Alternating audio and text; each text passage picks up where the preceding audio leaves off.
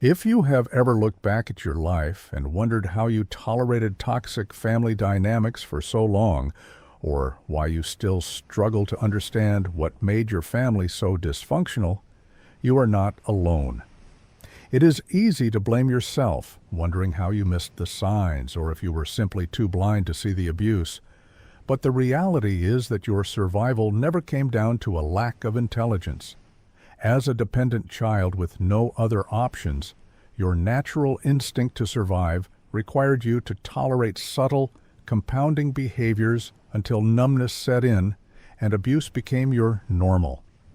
Over time, as those behaviors intensified, the cost simply outweighed any remaining net gain of staying connected.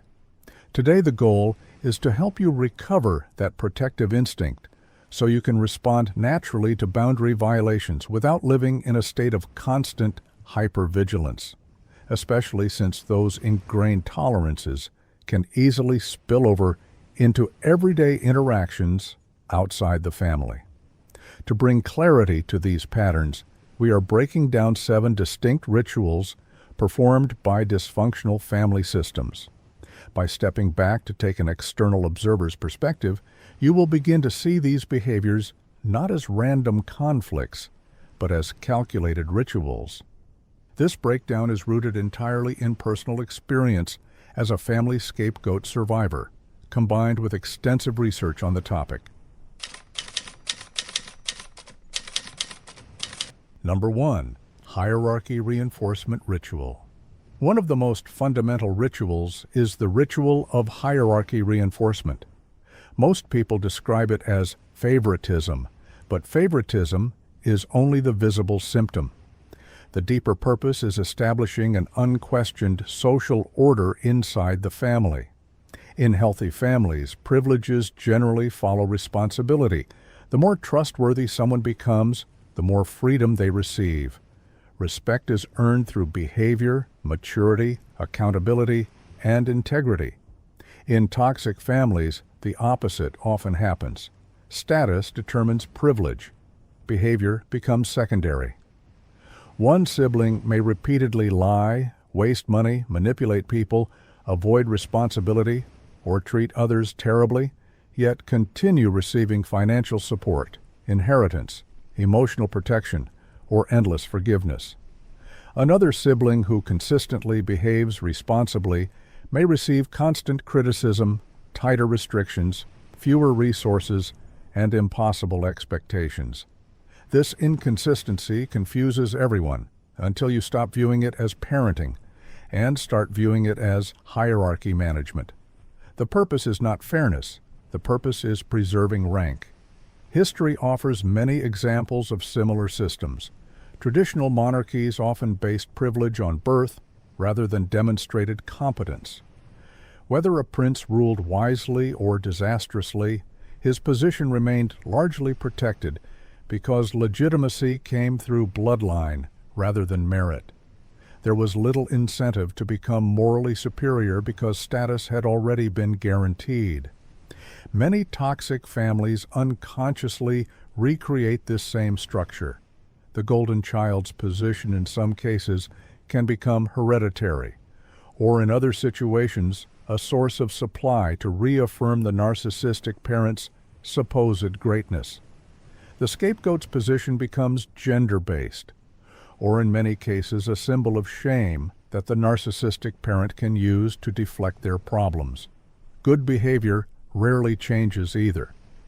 Once the hierarchy becomes accepted, it serves another important function. It prevents unity.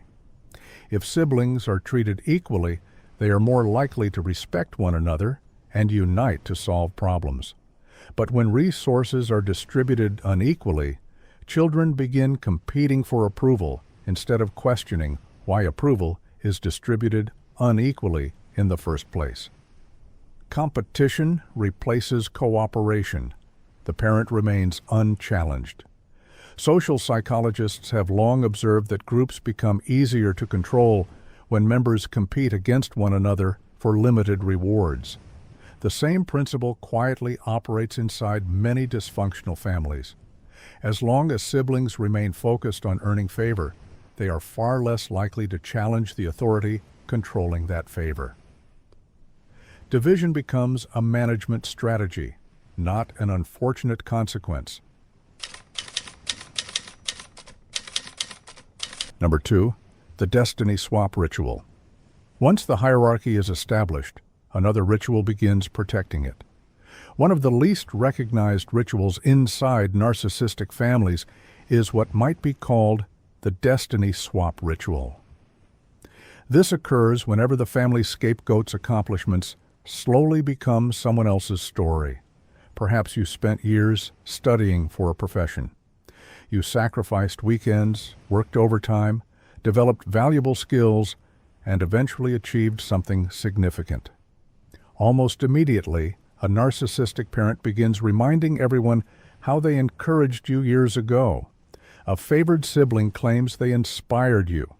Another relative emphasizes the tiny contribution they made while barely acknowledging the years of work you invested. The achievement quietly changes ownership. Your effort becomes their evidence. Your discipline becomes their reputation. Your future becomes their legacy. Researchers who study narcissistic traits often describe behaviors involving credit claiming, self-enhancement, and association with successful people. Success becomes psychologically valuable because it reinforces identity. If they cannot create the success themselves, they may attempt to psychologically attach themselves to yours. But something even deeper is happening. Independent success threatens control. If your achievements clearly belong to you, then your competence no longer depends on the family. You become evidence that their approval was never required for your growth. That possibility is psychologically dangerous to a system built upon dependency. So the narrative changes. They invested in you, they motivated you, they made sacrifices for you. Without them, none of this would have happened. Notice what this slowly does to your confidence. Instead of feeling proud, you begin minimizing your own achievements. You hesitate to celebrate yourself because someone else inevitably enters the story. Eventually, you become uncertain where your own identity begins and someone else's ends. The family has not merely taken credit, it has rewritten authorship.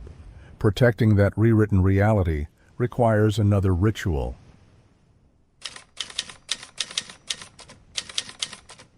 Number 3, the gossip ritual.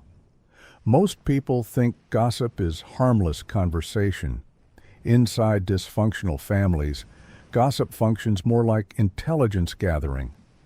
Private conversations between a narcissistic parent and a favored sibling can become an opportunity to collect information of other family members. Family systems theory describes triangulation as a process where communication flows indirectly through third parties rather than directly between two people. Instead of resolving conflict honestly, narcissistic parents and toxic siblings recruit others into the emotional system. This creates disloyalty within the family while protecting the person at the center of the conflict from direct accountability. Over time, gossip becomes much more than conversation. It becomes infrastructure. Certain family members unconsciously become information brokers. Some become flying monkeys who might believe they are helping the family while unknowingly collecting intelligence that can later be weaponized. Some toxic family members might use that opportunity to also smear your name as a way of getting back at you. If they know what you're planning, they can influence your ability to achieve your goals. If they know who supports you, they can put doubt into those relationships. If they know your weaknesses, they know where to apply pressure. Privacy creates independence. Surveillance limits it. That is why many survivors notice an unexpected sense of peace after reducing the amount of personal information they share with toxic relatives. The intelligence network simply became less effective. Another ritual often appears much kinder on the surface. Number 4, the toxic gift ritual. Healthy gifts communicate affection. Manipulative gifts purchase influence. At first, everything appears generous. A parent unexpectedly offers money or buys an expensive present, or a sibling insists on paying your bills. To outsiders, this appears loving. Inside the relationship, however, the gift rarely ends when the wrapping paper comes off. Months later, it quietly reappears during an argument. After everything I've done for you, remember who helped you. You owe this family. The object was never the real transaction. The obligation was. Social psychologists have extensively studied the norm of reciprocity, the deeply ingrained human tendency to return favors. In healthy relationships, this norm builds trust because neither person keeps score indefinitely. In manipulative relationships, however, reciprocity becomes permanently unbalanced. The debt never expires because it was never intended to. The gift functions like an invisible contract. Sometimes the goal is obedience, sometimes access, sometimes silence, sometimes hierarchy reinforcement.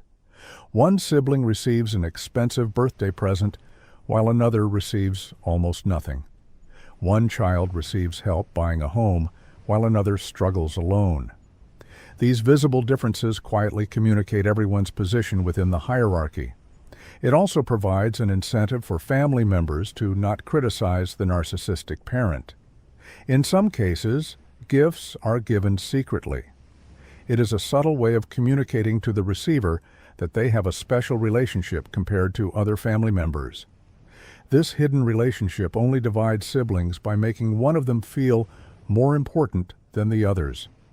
That favored sibling may begin to develop a superiority complex which was manufactured behind the scenes. This creates a toxic relationship where one person believes they are always right, while another never receives justice. Eventually, however, some scapegoats leave the system or establish boundaries. That is often when another familiar ceremony begins. Number 5. Love bombing. Many survivors mistake this phase for genuine transformation because it contains everything they longed for. Acknowledgement, unexpected kindness, invitations to reconnect. For a brief moment, it feels like the family you always hoped existed has finally appeared. But sustainable change follows a different pattern. Healthy reconciliation begins with accountability. Notice what is often missing from love bombing. There is little curiosity about your emotional experience, little willingness to examine years of harmful behavior, little consistent behavioral change over time. Instead, the overwhelming focus is restoring peace, not through holding others accountable, but through symbolic gestures of care which were originally missing. Trauma specialists frequently distinguish between remorse and repair. Genuine remorse accepts responsibility regardless of whether the relationship survives. Manipulation focuses primarily on quickly ending the conflict while avoiding the deeper work required to rebuild trust. This is why the affection often disappears once peace has been restored. The objective was not necessarily reconciliation, it was avoidance. Many survivors eventually realize something heartbreaking. The family did not care about them, they cared about the role they played in the toxic family. Then, when love bombing fails, another ritual almost always becomes more aggressive. Number 6. The smear campaign. Many people believe smear campaigns begin after someone leaves a toxic family. Often they began years before. Imagine a narcissistic parent assigns you the scapegoat role by the way they treat you, then privately tells other family members that you are a problem child. Months later, when you make complaints during a family meeting, people hesitate. Not because of the evidence, because your credibility has already been weakened. The smear campaign was never reactive. It was proactive. It suited the needs of the narcissistic parent for someone else in the family to absorb their problems, hence why they exaggerated your challenges. Their false narrative prepared the audience before the truth arrived. Psychologists refer to this as preemptive impression management. By shaping other people's perceptions in advance, future accusations become easier to dismiss regardless of their accuracy. This explains why many scapegoats feel as though they are defending themselves against invisible conversations they never knew existed. Because they are. The audience has already received the first version of the story. When you decide to go no contact, the smear campaign often intensifies. Suddenly, you become selfish, ungrateful, brainwashed, mentally unstable, disrespectful. These labels serve an important psychological purpose. They reduce cognitive dissonance. Accepting that your absence reflects years of mistreatment would require painful self-examination. Redefining your departure as evidence of your character allows everyone benefiting from the toxic family system to preserve their existing self-image. Number 7. The public humiliation ritual. Unlike the smear campaign, public humiliation often develops through neglect. Perhaps one sibling receives tutoring while another does not. One receives career connections. Another receives isolation.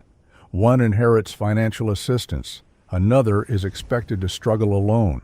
Years later, outsiders notice the differences. The favored child appears successful. The scapegoat appears behind.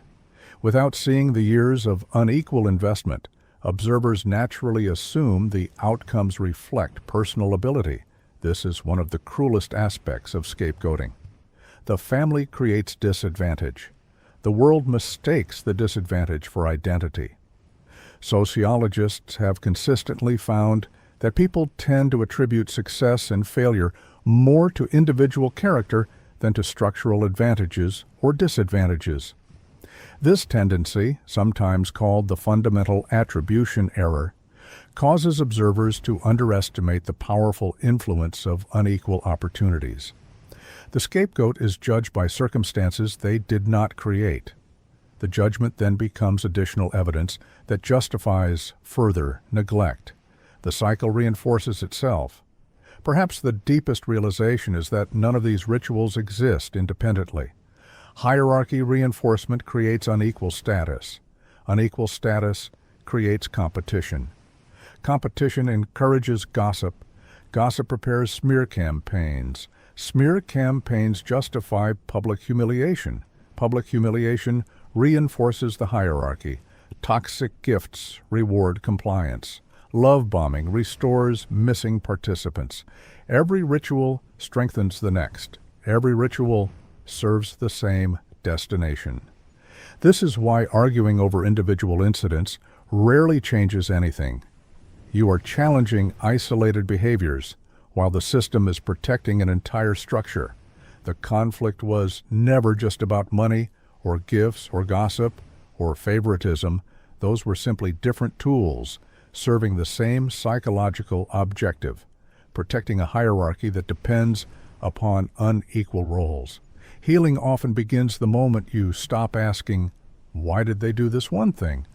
and begin asking a much different question. What role did this behavior play in maintaining the family system? That question changes everything because it moves your attention away from individual personalities and toward the invisible architecture connecting them all. Once you recognize the rituals, you stop interpreting every interaction as fresh evidence of your worth. You recognize them as predictable maintenance procedures performed by a system trying desperately to preserve itself. The remarkable thing is that these rituals only work when everyone continues performing their assigned role.